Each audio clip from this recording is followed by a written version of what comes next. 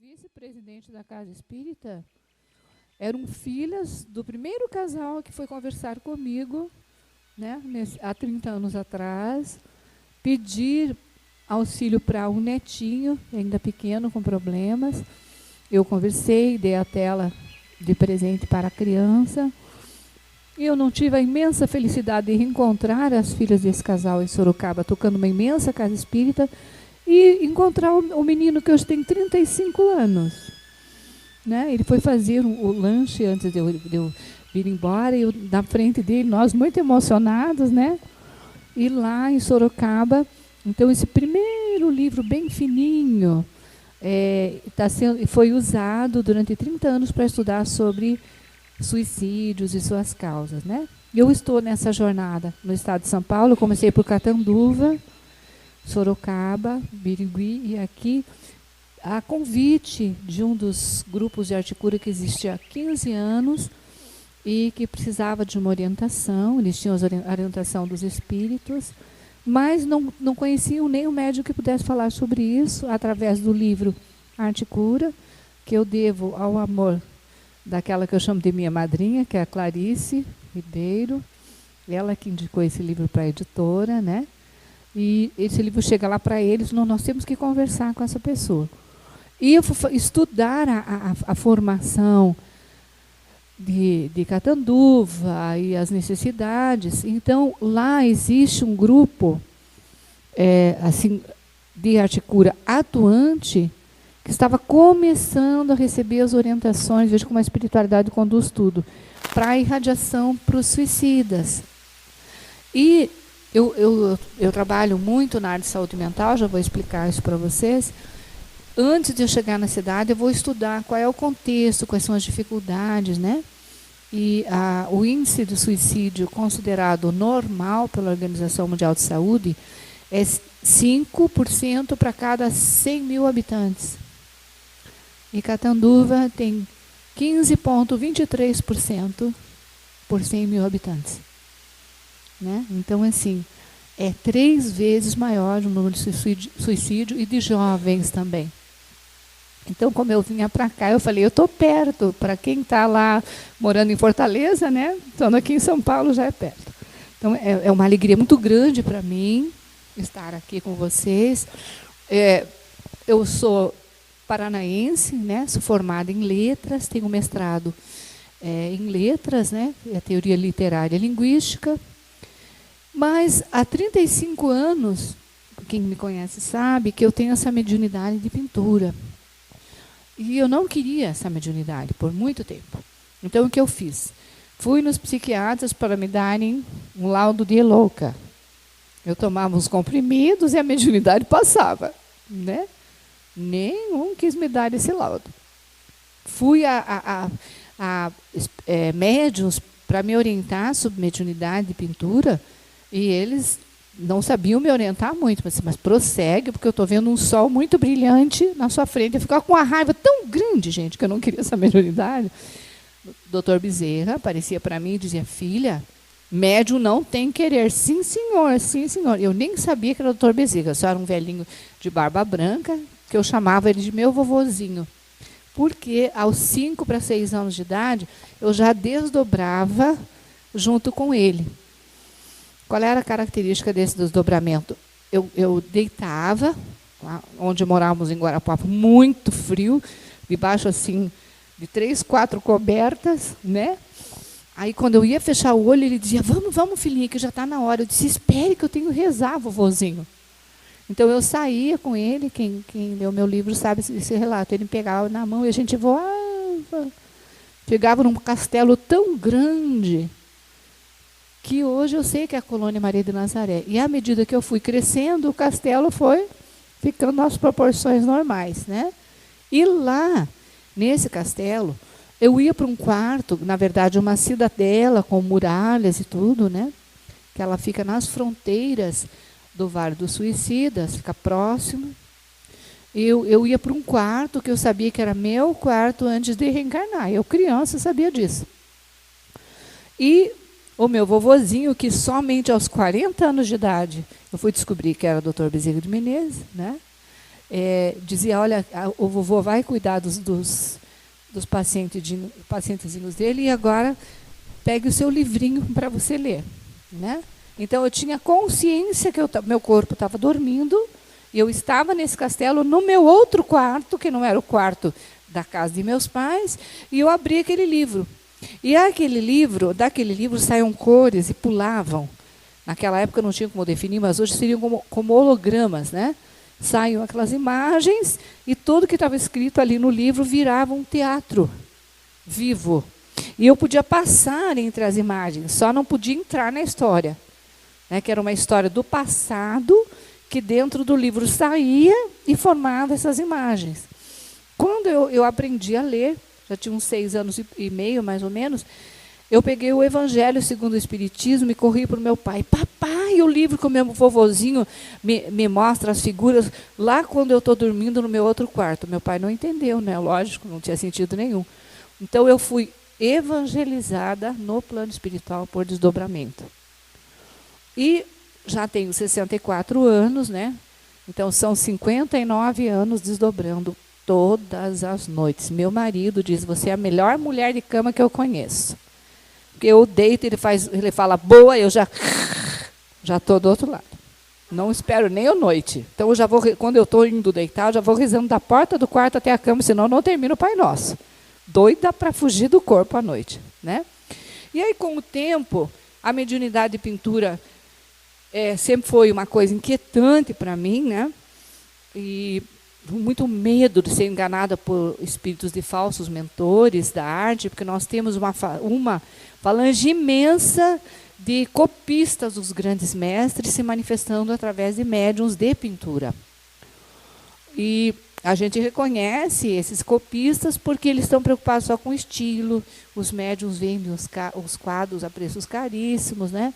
Nós, no Arte Cura, assim, raramente vendemos alguma tela quando a gente não tem recurso para nada, a gente faz uma venda. Esses médiuns, a gente sabe que eles não são médiuns de espíritos copistas, porque a gente pergunta para eles, o teu trabalho é de arte cura, que é pintura mediúnica curativa. Não sei o que é isso. Então, a gente começa a observar os detalhes, a gente vê que tem alguma coisa parecida com o Van Gogh, mas a pergunta que eu sempre me fazia, desde a época que Gasparetto fazia pintura mediúnica, hoje ele não recebe mais. Para que o Van Gogh tem que pintar do mesmo jeito dos anos 1800? Não evoluiu a arte dele? Claro que evoluiu. Né? Para que Rembrandt tem que pintar no mesmo estilo? Só que aí, no caso da mediunidade de pintura, a gente explica bem no nosso livro, são imagens e manchas mais abstratas que é só para irradiar energias de cura. Para ser um médium de arte cura, você tem que ser um médium de cura, né? Que tem a capacidade de dar um passe curador, de magnetizar as águas tão intensamente que até sente o cheiro e o gosto do remédio. E aí a mão vai ajudar a colar, a imantar o quadro com as energias de cura da espiritualidade maior, e os pintores simplesmente jogam as cores e aquele quadro fica irradiando para as pessoas, de tal forma que às vezes o quadro empalidece e some, e a pessoa que estava doente fica boa, né?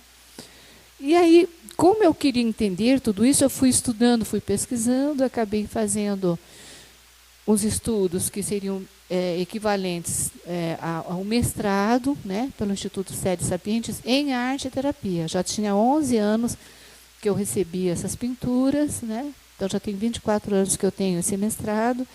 E eu fui fazer, dentro da faculdade de enfermagem da Universidade Federal de Santa Catarina, apavorada. Falei, mas eu não sou nem enfermeira, não é que eu vou fazer? Não, você pode vir.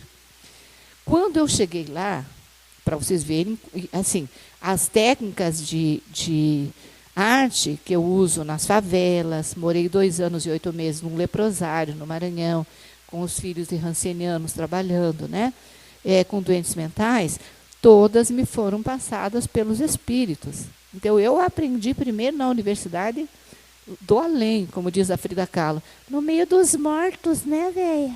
Né? Ela fala desse jeito. Quando eu cheguei à universidade física, né, lá em Florianópolis, com 11 anos já de experiência e 19 grupos de arte cura funcionando no país para dar alívio à mãe de filhos que morreram pela droga, de pessoas que têm parentes esquizofrênicos, né? Não é pintura mediúnica, é um trabalho de arte-terapia mesmo. E que a professora começou a dar aula, eu levei um choque, porque era tudo que eu fazia, só não tinha base científica. E, a partir dali, eu fui me aprofundando nesses estudos, aí acabei fazendo, Deus me deu a oportunidade de ir profissionalmente para o Rio de Janeiro na quarta semana do mês. Eu fui consultora educacional do Lar Fabiano de Cristo, é a minha profissão, da onde eu ganho meu sustento. Eu sou consultora educacional de 3 institutos lá no Ceará, né, 2 no Ceará e 1 no Piauí. Quando eles têm um projeto novo, quando eles querem que eu monte um projeto, então eu vou, viajo com eles e tal.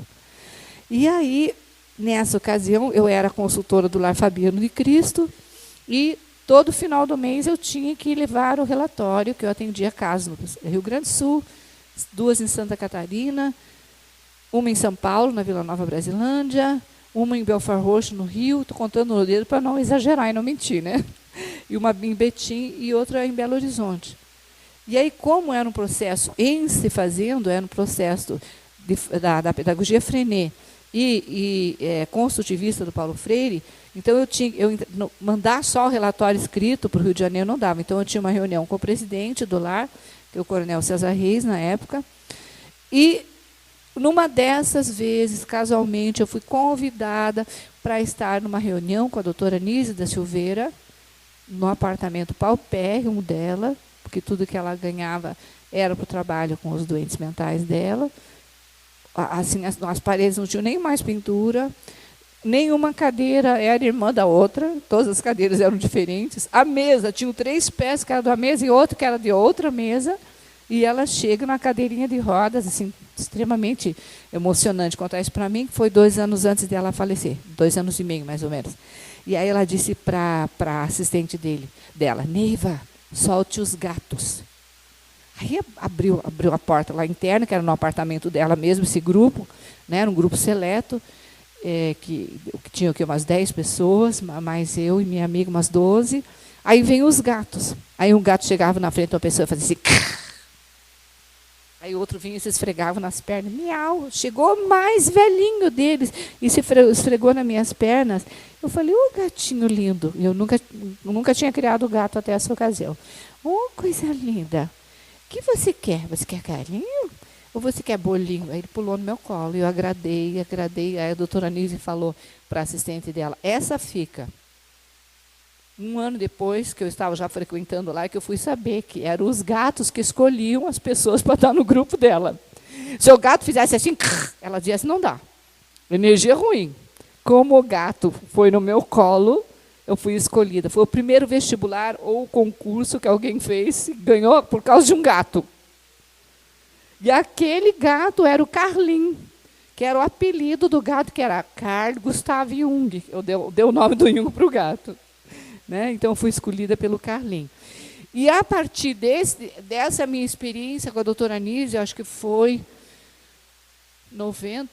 foi em 96, de 95 para 96, eu acabei me aprofundando na psicologia junguiana.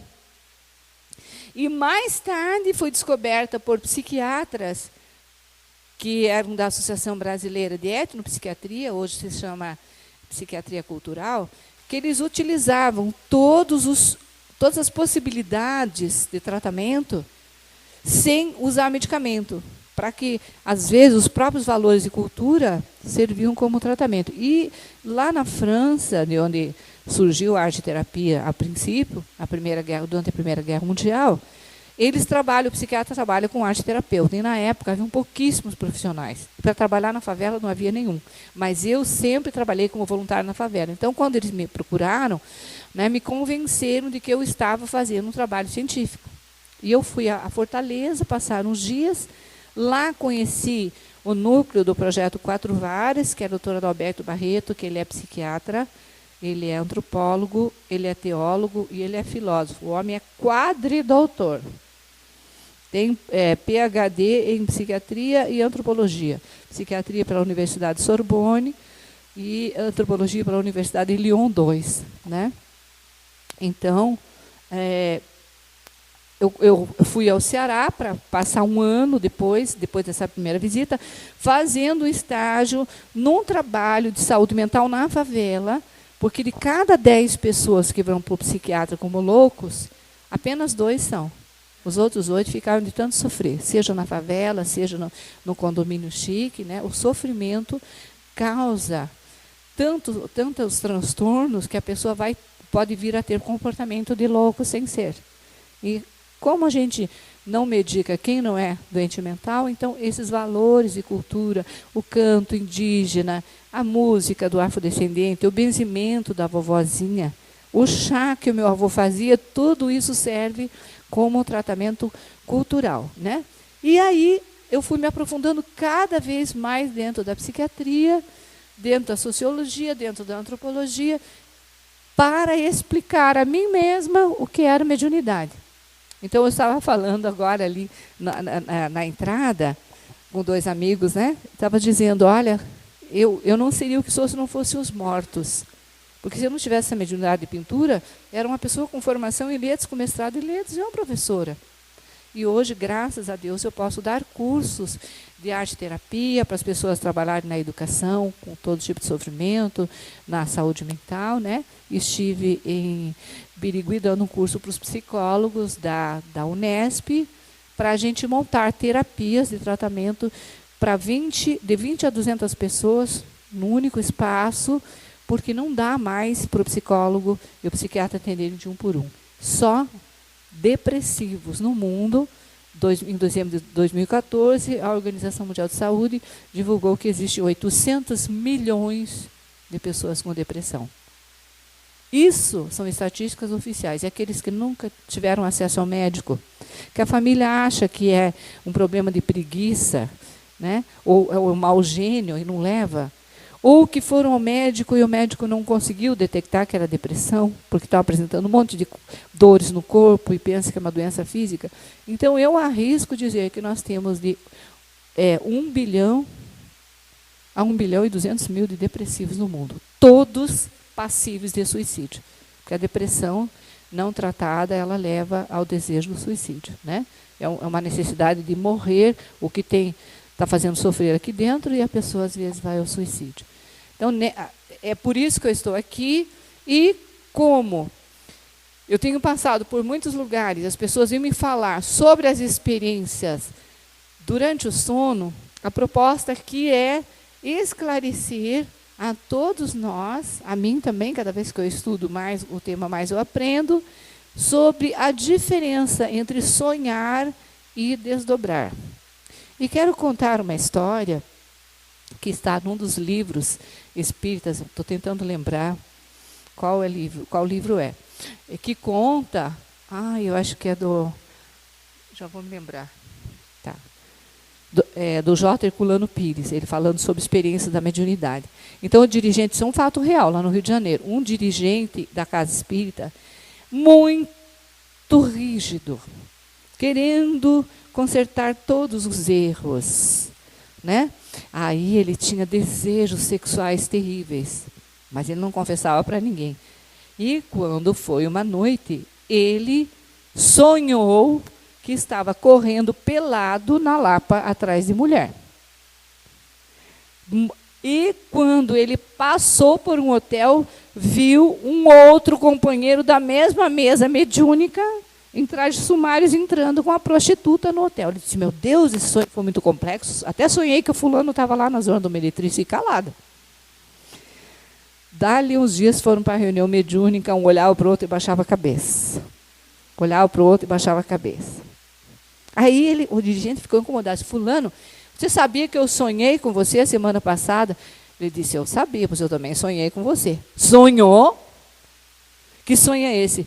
Ele disse, não posso contar muito bem, mas que você estava correndo pelado pela rua, você estava. Aí ele se apavorou. Né? Então, na verdade, os dois tinham desdobrado, e um viu o outro, e o outro viu um. Né? Eles se viram lá.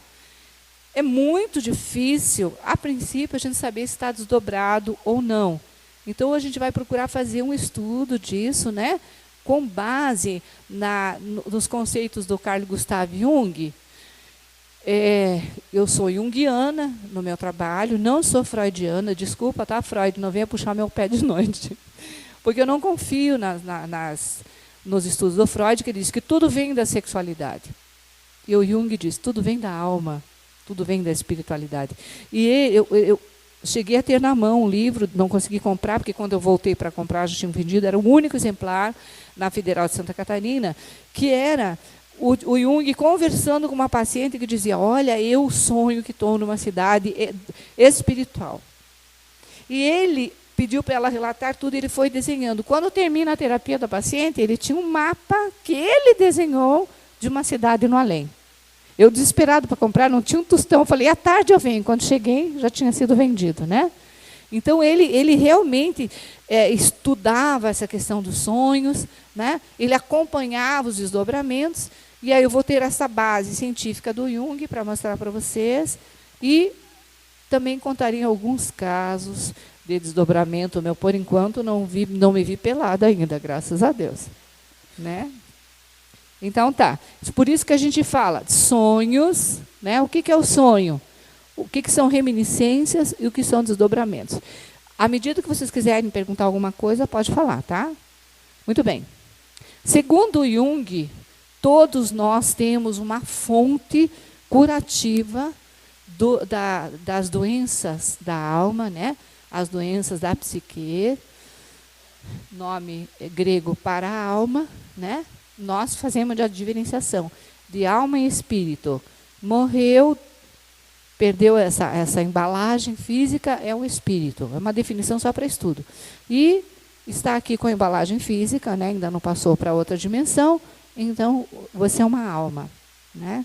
E para o Jung, há uma fonte reguladora que nos ajuda a equilibrar os sofrimentos da alma. Quando eu estou sofrendo muito com alguma coisa, essa fonte jorra. E ela vai falar para nós, através de imagens, o que está acontecendo e como resolver. O grande psicanalista Jacques Lacan, ele diz o seguinte, o homem é um ser de linguagem. Quando ele sofre muito, se desestrutura, ele perde a linguagem e não consegue falar, né? Isso é real em muitos casos que a gente acompanha. Já Jung diz o seguinte, o homem é um ser de imagens. Tudo que a gente vive, guarda lá dentro em forma de imagem, né? Então, assim, a primeira descoberta que você teve na vida quando criança, você nunca esquece. O primeiro beijo, você nunca esquece. Mas você não lembra do nome da pessoa, o endereço dela, o CEP. Não, você vê a pessoa como era, o momento que aconteceu aquele beijo, né, a sensação que deu, você gostou, não gostou, saiu correndo, tudo vem como imagem para você, né? Então, eu gosto muito dessa definição do Jung. E aí, quando eu estou mal, tá, de alguma coisa que nem eu sei explicar, eu tenho sonho. Um sonho que me revela alguma coisa. Por exemplo, eu sempre, quando estava em momentos muito difíceis da vida, eu sonhava que eu caía num precipício, né? E mais tarde eu fui descobrir que eu me suicidei jogando-me do quinto andar de um prédio. Então, era a minha psique, não era nem o espírito, era a minha psique dizendo, olha, você está sofrendo porque você se jogou no abismo, né? Então, a psique, ela tem essa capacidade de nos fazer entender o próprio sofrimento. Só que, como o homem é um ser de imagens, como é que você vai entender se, por exemplo, você é mulher e sonha que é um homem que está lutando nas cruzadas? Meu Deus, será que era um sonho? Será que era uma lembrança de vida passada? Ou será que era um desdobramento? Tá? A gente vai passando logo para isso. Então, sonhar é uma característica de todas as pessoas, menos os esquizofrênicos. Tá? O esquizofrênico não sonha, porque de dia ele já está numa loucura total nos sonhos. Aí, à noite, a psique faz com que ele adormeça para descansar. Né? Então, o mundo do doente mental, ou do esquizofrênico ou psicótico, já é cheio de imagens, de pesadelos. Ele olha uma árvore e pensa que é um elefante, ele olha uma formiga, ele pensa que é um carro, tudo ele confunde no momento da crise. Então, não há como ele ficar 24 horas vendo essas imagens. À noite eu dormir para ele é completamente isento de imagem do sonho. É um mecanismo também de tratamento para o doente mental. Ah, Valquíria, então eu sou esquizofrênica, eu sonho e não lembro de nada. Sonho assim, só não lembro. Porque às vezes são coisas tão cabeludas que a gente sonha. Tá? Então, o sonho, gente, é um mergulho no universo interior. Quando eu durmo e tenho um sonho, eu mergulhei dentro de mim mesmo, nas camadas de lembrança que eu tenho, desta vida e da vida passada. Né? Então, sonhar é mergulhar dentro de si mesmo. Tá? E o desdobramento, o que é? É o contrário, é uma saída, é uma viagem, é um impulso para fora de mim mesmo. Então, no sonho, tá? Eu vou visitar imagens, memórias, lembranças internas. No desdobramento, a situação é completamente diferente. Por exemplo, esse livro do Aleijadinho, que está na mão da nossa querida Clarice, para ela fazer a última avaliação para a editora publicar, todo o livro, são 3 encarnações que ele conta, de 500 anos antes de Cristo, até o início do cristianismo em Roma, né, eu desdobrei com ele. E ele me levou a ver essas vidas passadas. E aí, no desdobramento em que você vai visitar vidas passadas, você comprova toda a teoria da relatividade de Einstein. Porque aquilo que aconteceu há 500 anos atrás, quando eu vou visitar nas memórias do Aleijadinho, é como se eu estivesse vivendo.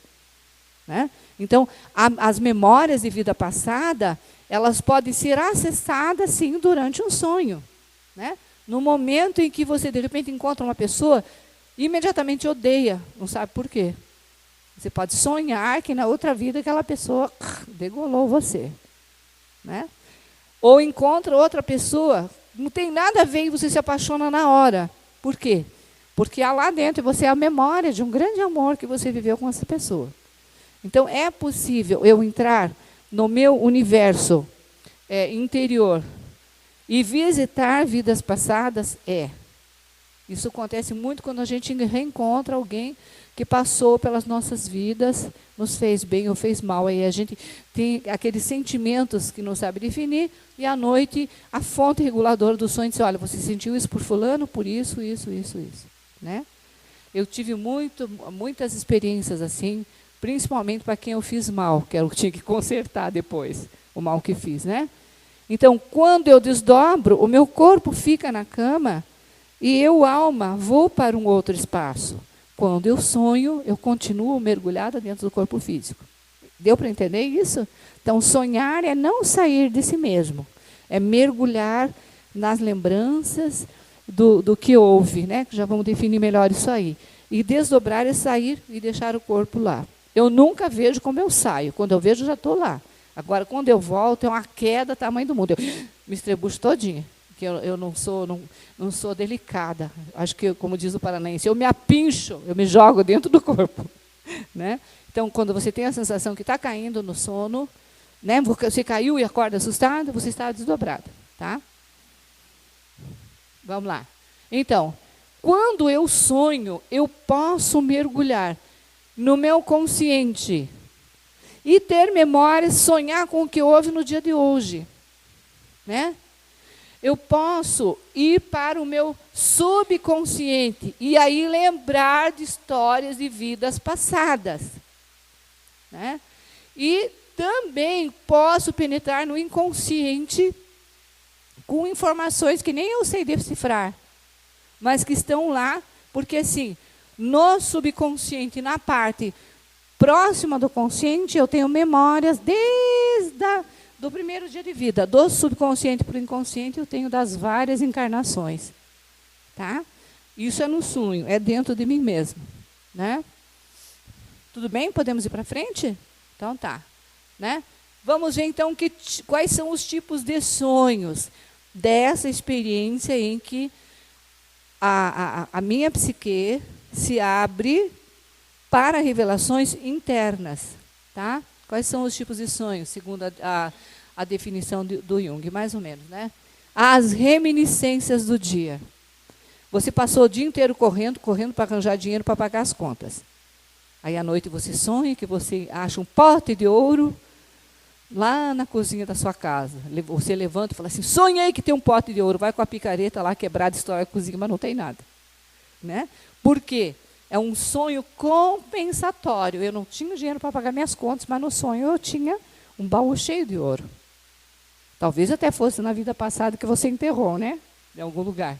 Então, o primeiro tipo de sonho é a reminiscência do dia. Se for um dia bom, o sonho é delicioso. Se for um dia tormentoso, você diz, passei a noite lidando com conta que eu tinha que pagar. É porque o sofrimento daquele dia passou para dentro de você como uma memória desagradável. Tá? Tá. Também posso ter lembranças desta vida. Né?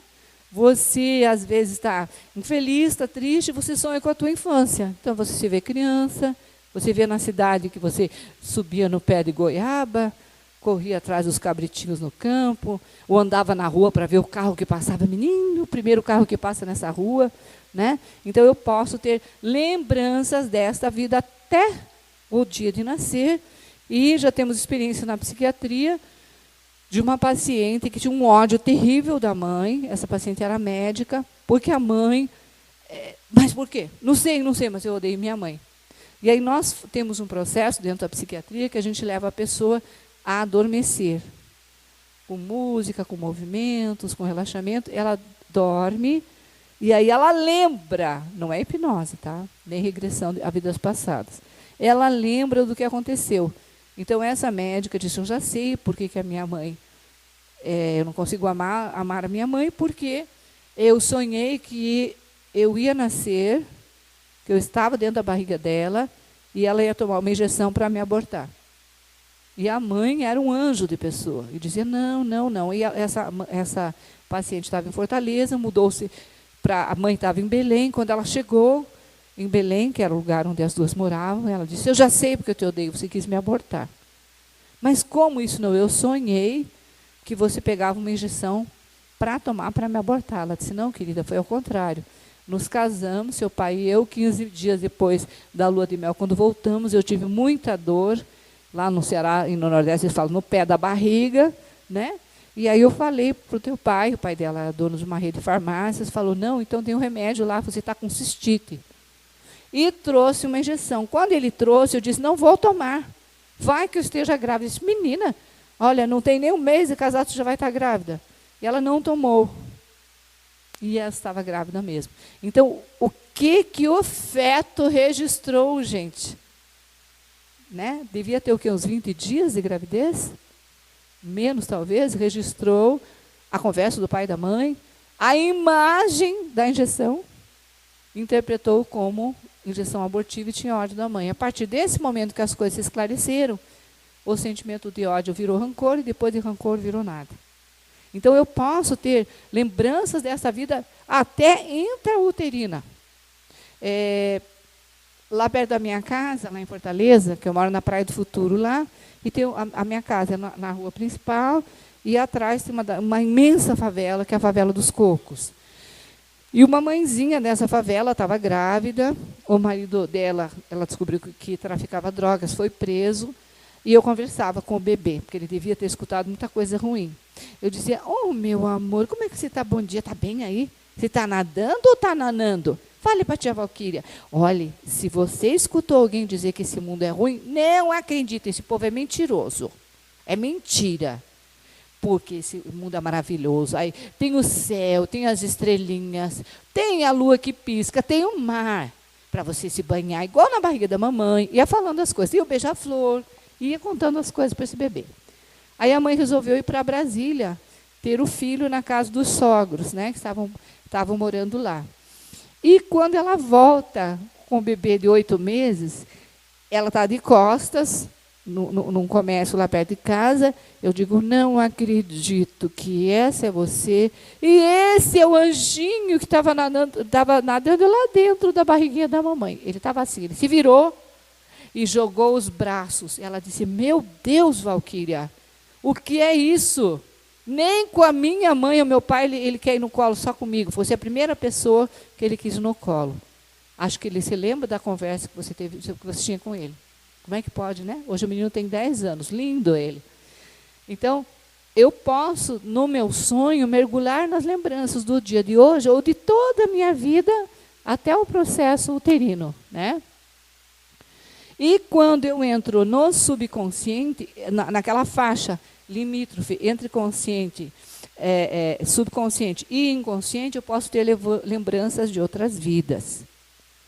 Mas a psique sadia, ela não permite que você tenha lembranças de encarnações muito antigas, porque isso pode fazer romper as fronteiras da sanidade e você enlouquecer.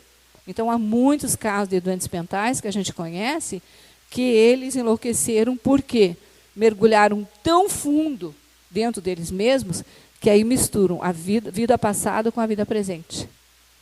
E aí cumpre a gente que é arte terapeuta, dar a ele material de desenho, de pintura, para ele desenhando essas formas, né? Muita gente pinta desenhos de homem com espada e diz que é ele mesmo. Aí o psiquiatra fala assim, não, você nunca usou espada, já usei sim.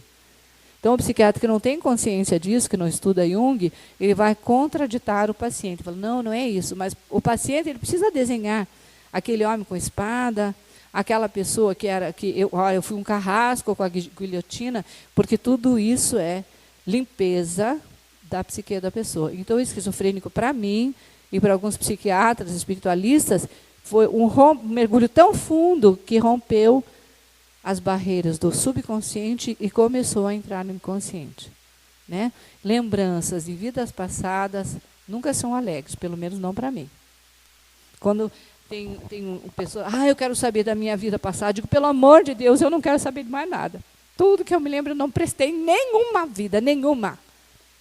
Eu já lembro de 14. Lembro coisas horríveis que eu fiz. Ô vergonha, né? Agora eu estou mentindo, dando uma de santinha aqui, dando palestra, né, na Casa Espírita. Né? Então, entenderam bem? Às vezes, você tem lembranças muito antigas, muito. Eu tenho uma lembrança mais antiga que eu tenho de vidas passadas, a partir de sonho, não desdobramento. Eu estava numa espécie de caverna.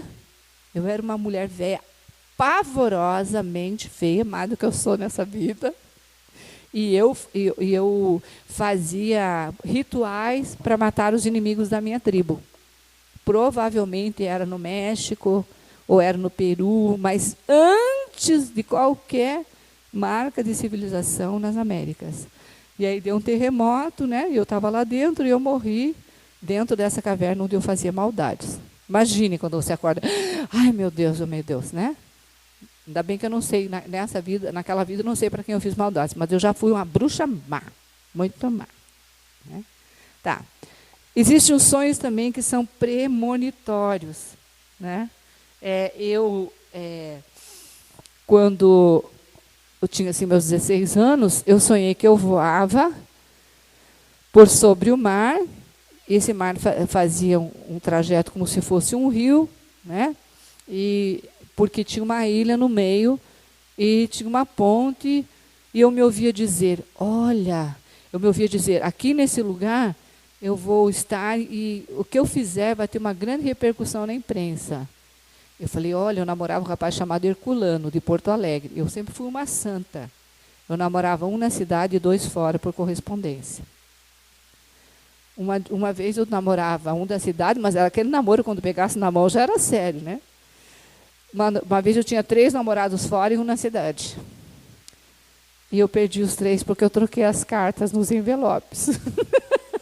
Fui desmascarada na hora, né? E nessa ocasião, que eu tinha os 3 namorados fora, um em Curitiba, outro em Paranaguá, no Paraná, e um em Porto Alegre, eu falei, como diz o gaúcho, vou me casar com o Herculano, vou fazer jornalismo e vou ficar famosa, porque aí eu vi o Guaíba. Isso foi o quê? Em 69. Né?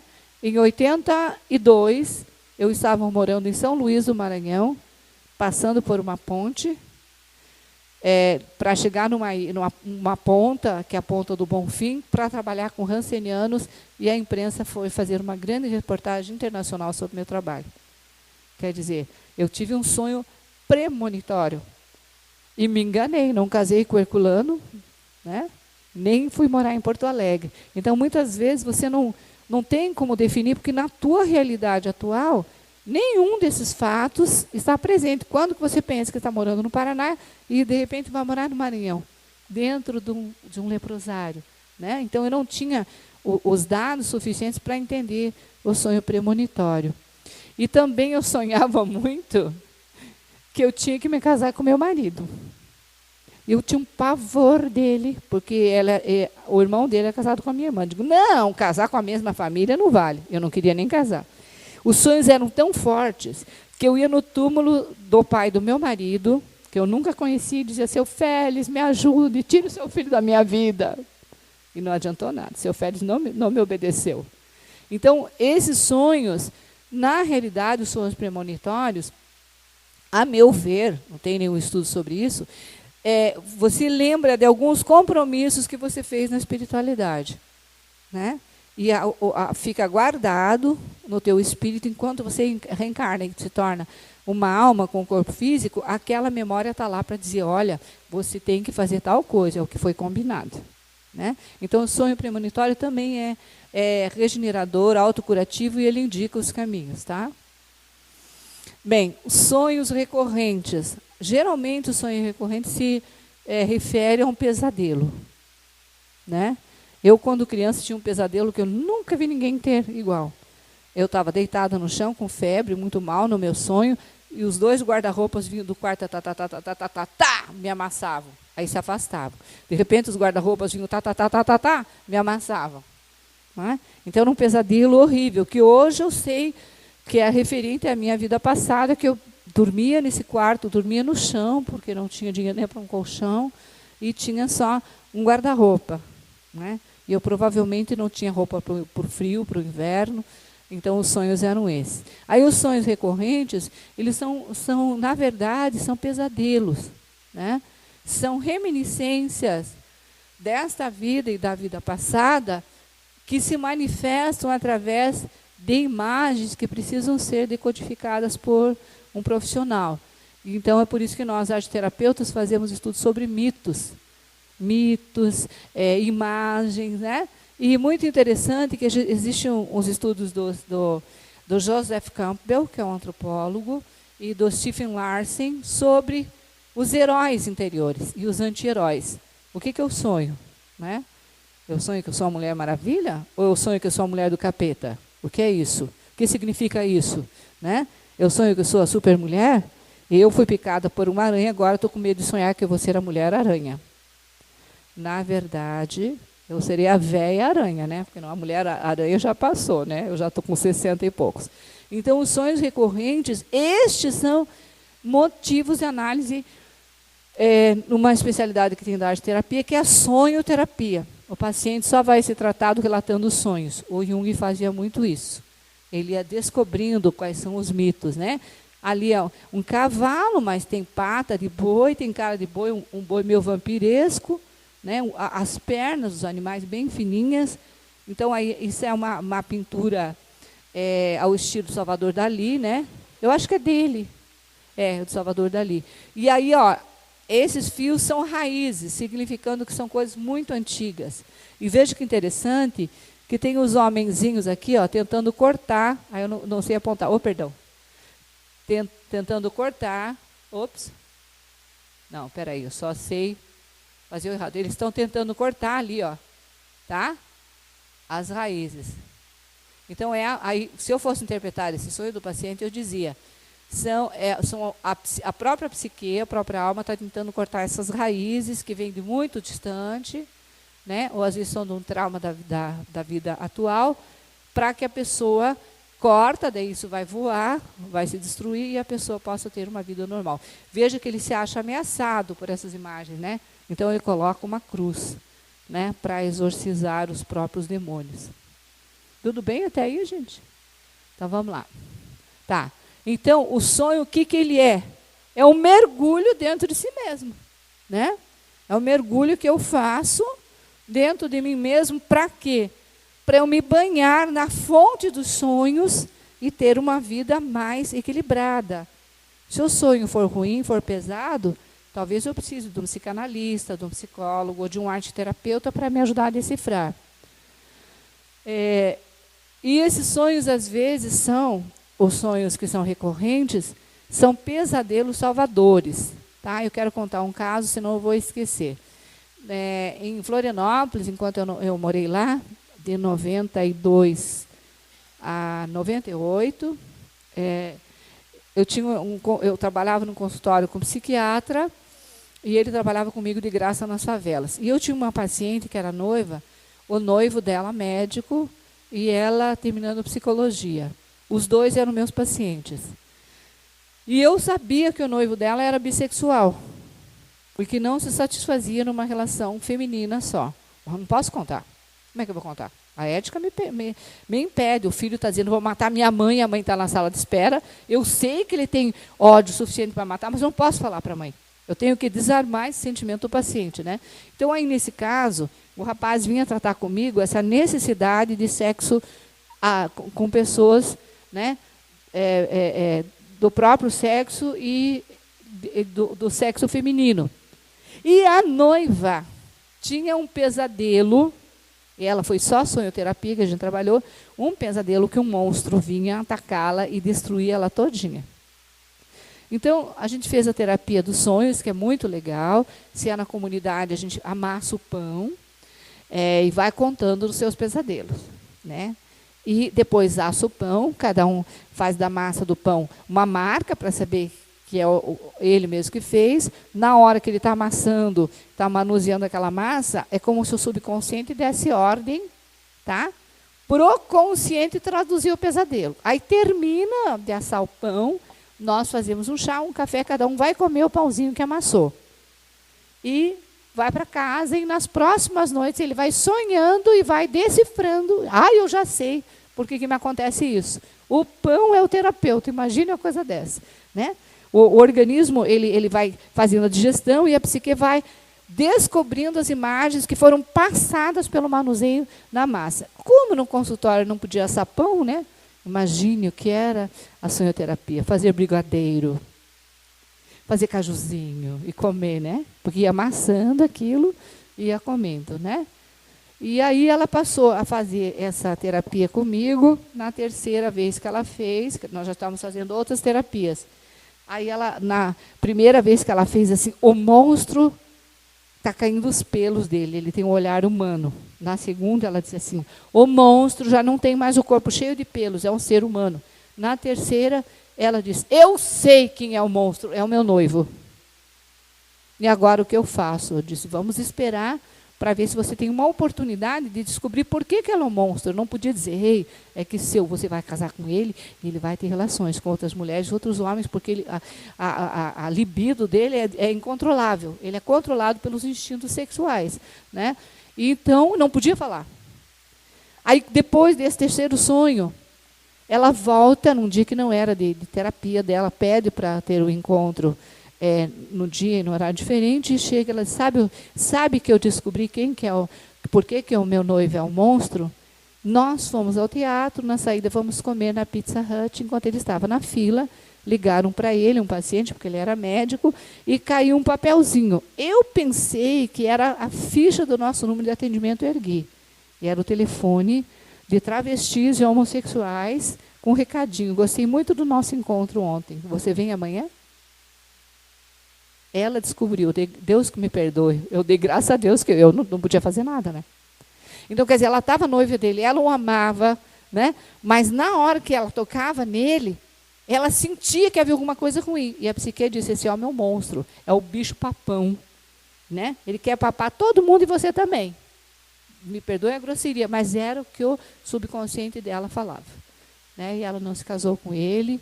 Ele ainda hoje anda se batendo, aí já casou, já separou, já teve não sei quantas noivas, porque ele não quer se tratar, né?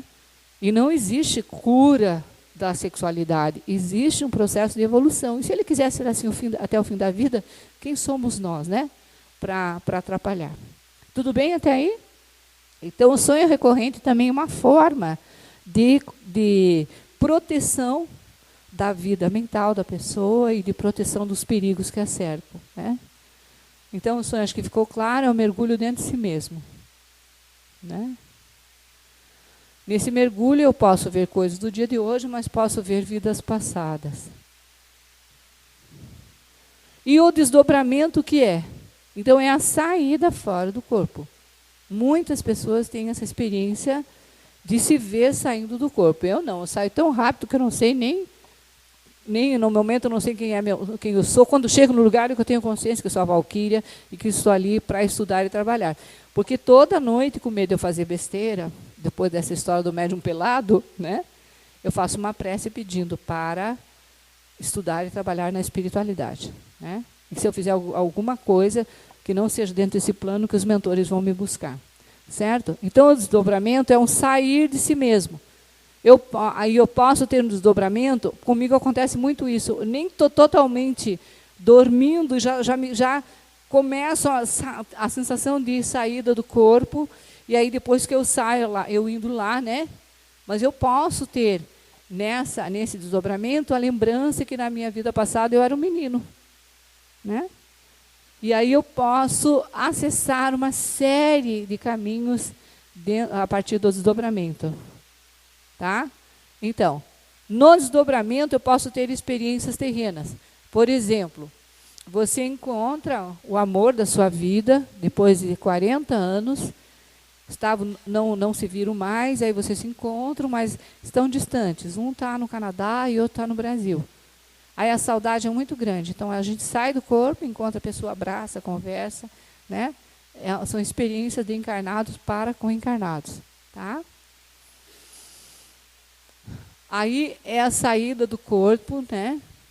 Interessante que tem gente que faz cursos para desdobrar, mas eu não preciso, porque eu já sou descolada mesmo do corpo. Eu tenho que às vezes eu preciso dormir uns 15 minutinhos à tarde, porque eu tenho que sair e fazer alguma coisa, alguém pediu ajuda, né? Fecho os olhos, em 15 minutos eu já saio. Já fui vista várias vezes em reuniões espíritas. A Valquíria morreu! A Valquíria morreu! E eu estava dormindo em casa. Ligam para saber se eu estou morta ou viva, mas eu estou viva lá, né? O desdobramento também pode propiciar encontro com os mentores. Eu, no caso, que tenho que trabalhar muito, os mentores estão sempre comigo. E, às vezes, se eu demoro a dormir, que eu estou estudando, pesquisando, fazendo, preparando palestras, cursos que eu vou dar, agora dia 11 em Fortaleza, eu vou dar aulas de mestrado numa instituição nova, que fui convidado. Então, eu fico até 2, 3 da manhã, eles vêm e dizem, vamos. Eles já estão me esperando, eu tenho que correr, deitar e dormir, né? Para trabalhar com os mentores do Arte Cura. Tá? E eu posso também ir para colônias espirituais.